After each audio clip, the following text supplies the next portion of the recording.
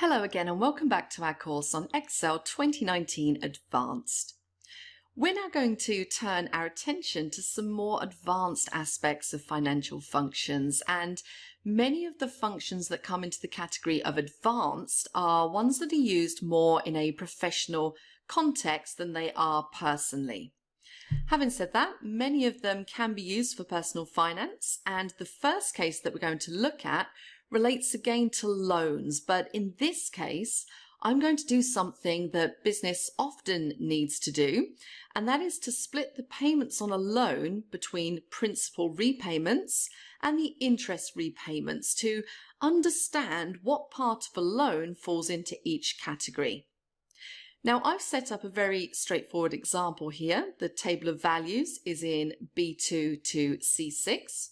So I have a rate, a number of periods, the amount of the loan, FV or future value is 0, and the monthly payment calculated using the PMT function is 1,109.53.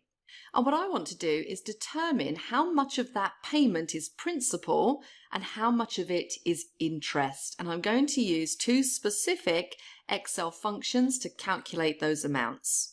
Now, as I'm sure you're aware, when you're paying off a loan, and this loan is being paid off over 180 months, each month the split of the payment between principal and interest varies.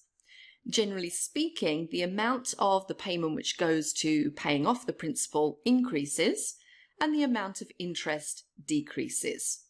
So what we need to do now is put in a facility that will calculate the spread of the payment for each of these 180 monthly payments. So what I'm going to do in column E is to put in a period number. So we're going to put 1 and 2, and I'm going to use the fill option and select series. It's going to be by columns. It's going to be linear. The step value is going to be 1 and the stop value is going to be 180. And there we go. I now have my 180 periods listed out. The next step is to put in a column that shows the principal payment.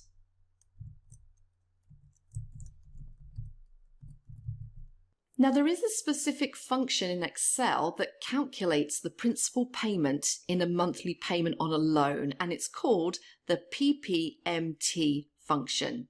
So what I'm going to do here is type in equals PPMT.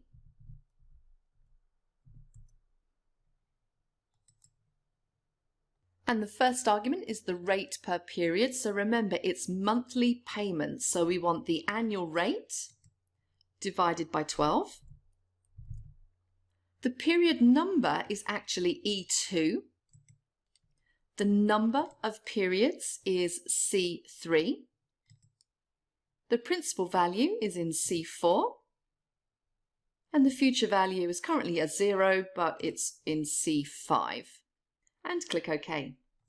So that means that in the first period, the principal payment is 609.53. So next, I'm going to calculate the interest payment.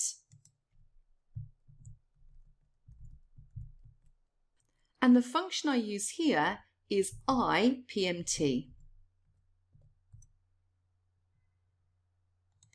And this one has the same argument. So we're going to say rate divided by 12. PER is E2. NPER is C3. Present value C4. And future value C5.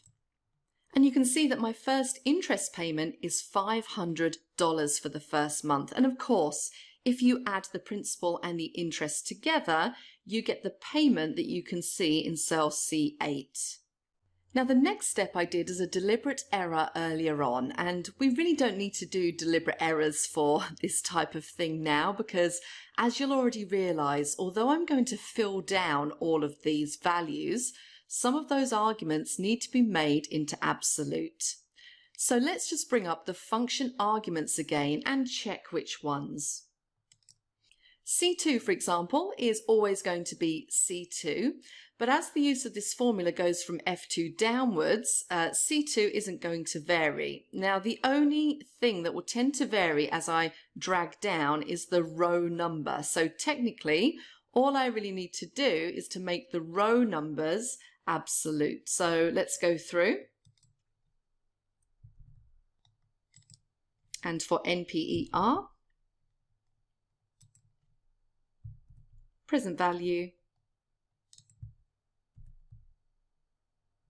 and future value, we're fine to leave E2 as it is. And click OK.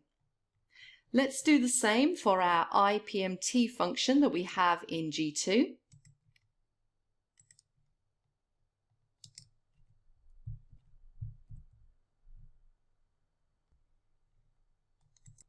And now I'm just going to fill both of those down.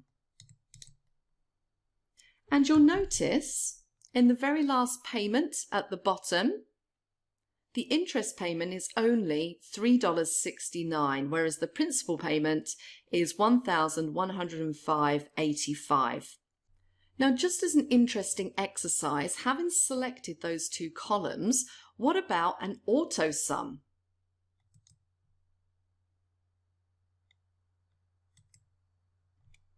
Now, hopefully you won't be too surprised to learn that the total amount of principal paid, the last figure in F182, is $150,000. But you can also see exactly how much interest has been paid over the entire period.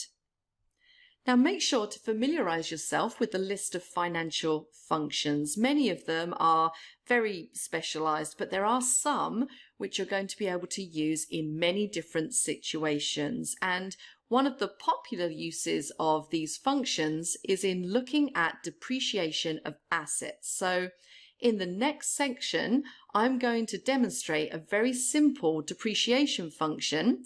And then I'm going to set you exercise 3, which is also about depreciation, but things do get a little bit more complex. But that's it for this section. I'll see you in the next one.